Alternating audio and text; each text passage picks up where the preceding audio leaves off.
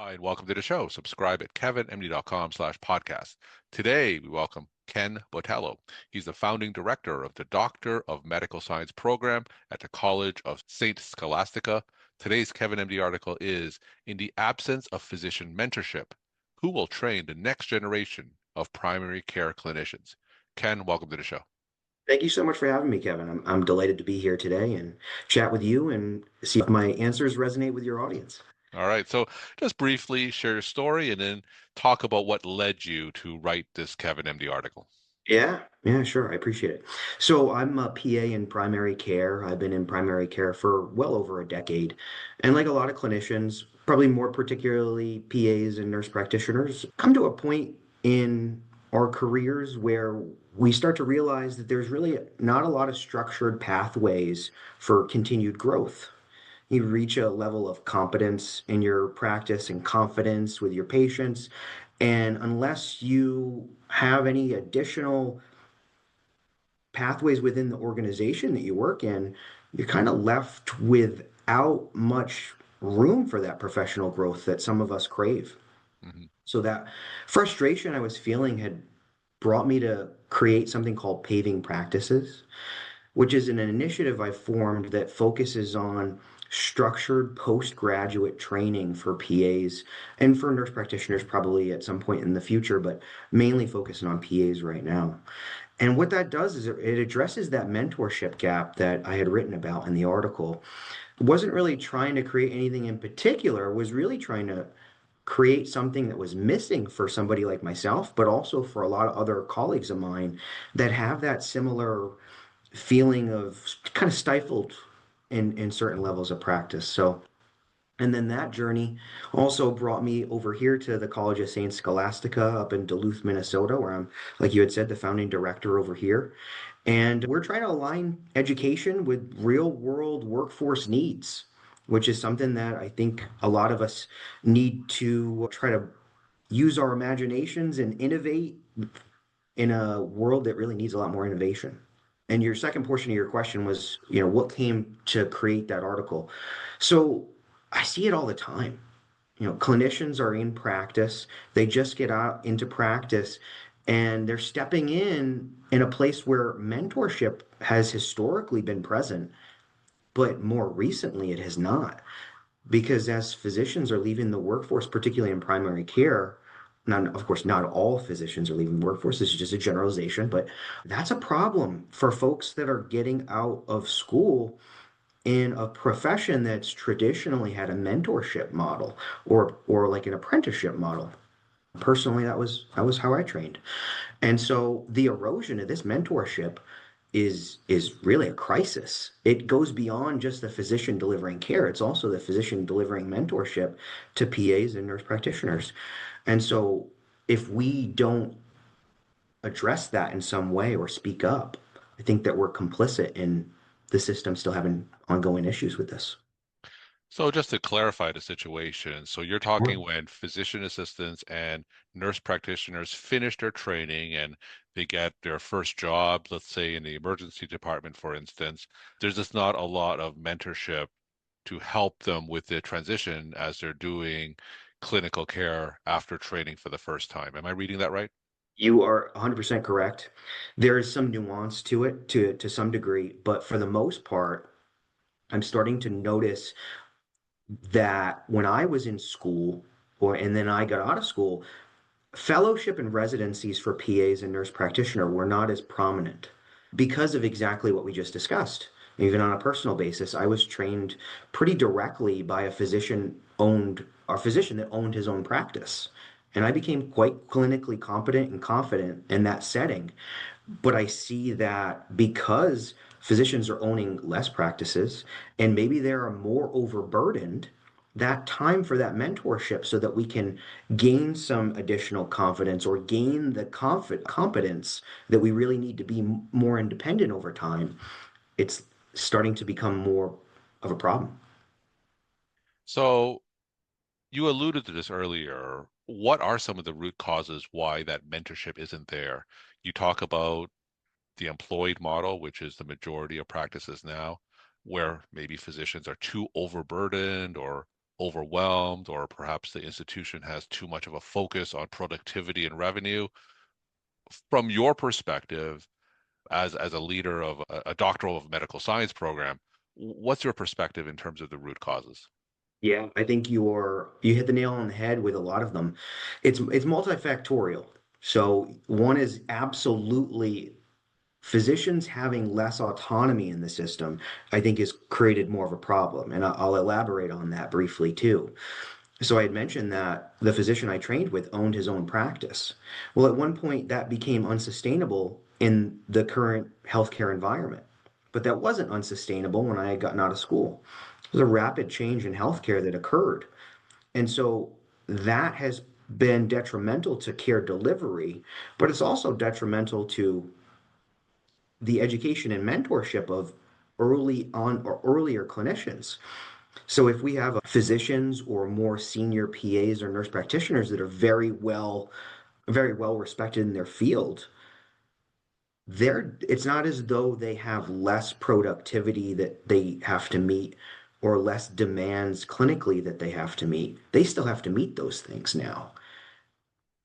But the mentorship has not been necessarily been something that's been well discussed. That is something that's being taken away in a lot of places because of those measures that need to be met and boxes that need to be clicked. And so we kind of become, and I mean this in the best way possible, it's kind of become hamsters in a wheel. Mhm. And so in order to help our colleagues and really mentor them so that we can display knowledge or advance our own knowledge to our peers, we need to have the time and space to do that in a way that's sustainable. And right now, in a lot of places, it's not. And what happens to physician assistants when they're just coming out of training and they're getting perhaps their first job and they don't have that mentor to help with that transition? What happens to them? It's Are a you great question. seeing increasing numbers burn out, staying at those first jobs for a shorter period of time? What kind of data and numbers are we talking about here? Yeah. So as far as data and numbers, I'm going to reference data. Don't quote me on the exact data. I know burnout is about 1/3 of the PA population in primary care. So one in every three PAs in primary care likely to have some semblance of burnout. Now, you had asked a question related when they come out of school, what does that look like? And the answer is variable. And what I mean, and right now I'm out here in Minnesota. Minnesota has some great fellowship programs for PAs that are new to practice so that they get their feet wet or really wet clinically, but they also have a lot of the structured growth that they can offer or ask questions and they can not feel as though they're burdening their colleagues by asking them. In other states or other healthcare landscapes, they may not have that. And they may not even have a transition to practice program, which is becoming increasingly common. And it's becoming increasingly common for the same reasons that we just discussed. So I'm going to answer your question with my experience. So in primary care, one of two things happens. They come into primary care and they enjoy the patient population that they see, and maybe they are in a good either transition to practice program or they're in a good fellowship or they meet a really good mentor and they stay there. That doesn't mean that it's not difficult for them, but they stay. And more commonly, I see them come out into practice and they say, and this is in primary care specifically, this is way more than I bargained for Mhm. because the support is not always there. Again, it's variable based on state healthcare system. And so having that variability can become a little scary for folks as they come out of school.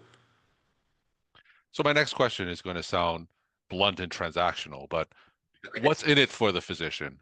What benefit do they have to them to mentor physician assistants and nurse practitioners? Yeah, that's a fantastic question. And the answer isn't necessarily, if I think of from a future aligned, I don't know if there's a ton of benefit in them, to be frank, for them to be frank. I think as the PA and nurse practitioner professions, we need to ensure that we step up because you're right. Uh, If I'm a physician and I'm already overburdened, I don't have that inherent interest, not in a bad way, but in trying to mentor these new folks coming in. It's not necessarily part of my job description, especially if I'm now part of a large organization.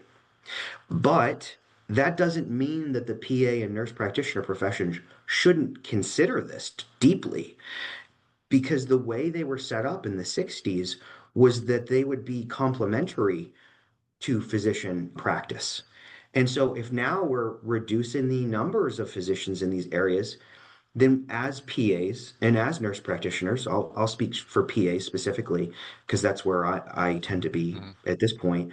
We need to create that. And if we don't, we're complicit in the failure of care delivery to our patients. So, what are some paths forward? So, you mentioned that you have a program that addresses this. What are some potential paths forward from a policy standpoint, and what are some other initiatives and efforts that are being undertaken to address this? Yeah, it's a great question. I think it's been underdiscussed on a national basis. Now, that's not to say that it's not been underdiscussed because it's widely seen or visible.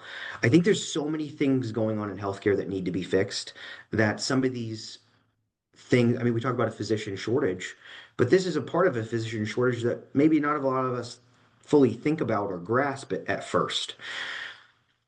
What we're doing at the College of St. Scholastica is taking or outreaching to a number of different fellowship programs, more regionally to start, and offering some of the fellowship credit in the sense that if I just graduated from an institution and received my PA degree and I was interested in going into fellowship, during my fellowship year, I could obtain doctoral credit that could eventually lead to a doctor of medical science degree. Hmm. Now, it doesn't mean to be all crammed into one. This is a model that's a bit different than those that exist out there. That's not to say, though, that it's not necessary in a lot of ways. We need better structured postgraduate training in a world now that doesn't have that mentorship that we had historically. And so if you're doing a fellowship in your profession, if by the way, PA profession is likely moving towards a doctorate degree as a terminal degree, more commonly as a terminal degree, then having credit in that fellowship area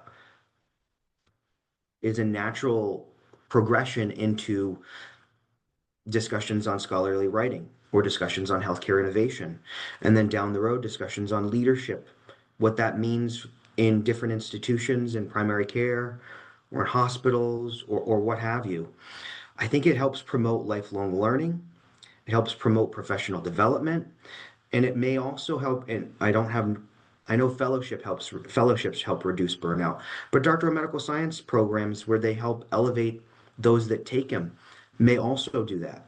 And so having a better pathway, because the PA profession historically hasn't had that Hmm. structured pathway, may make for a more sustainable career in different areas.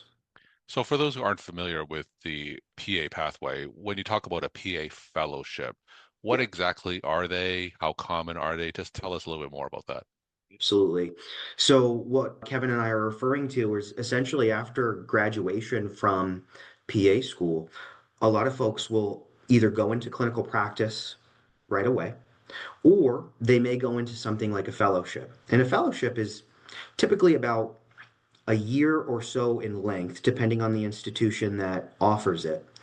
And it's similar in a way to a residency, not exactly the same. It's not exactly the same. There's no way around that. But basically, it allows for that mentorship that we're discussing in this program to occur in a structured manner. And they may go through different types of shadowing experiences that may not be directly related to Hmm. their specialty.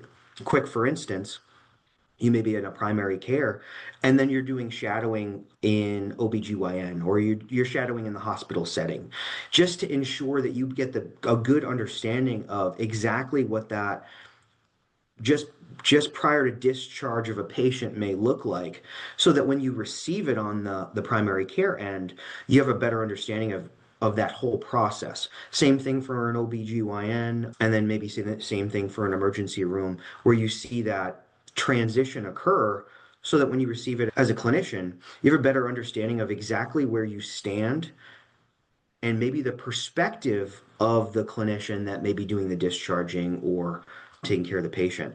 And so that typically lasts for about 12 months. There's also typically also some leadership involved there. Mhm. There's coding involved. A lot of us talk about coding left and right out in the field, but when we're in school, a lot of us don't get that coding experience. Value-based care is becoming increasingly interesting to have in those discussions as we move closer to 2030 when Medicare wants us all to know about it. So there's a lot of opportunities for PAs in that area. We're talking to Ken Botelho. He is the founding director of the Doctor of Medical Science program at the College of St. Scholastica. Today's Kevin MD article is In the Absence of Physician Mentorship, Who Will Train the Next Generation of Primary Care Clinicians? Ken, let's end with some take home messages that you want to leave with the Kevin MD audience. Yeah. There's two things that immediately come to mind. This is one thing I want to share because I'd seen this the other day and I think it might resonate with a lot of people.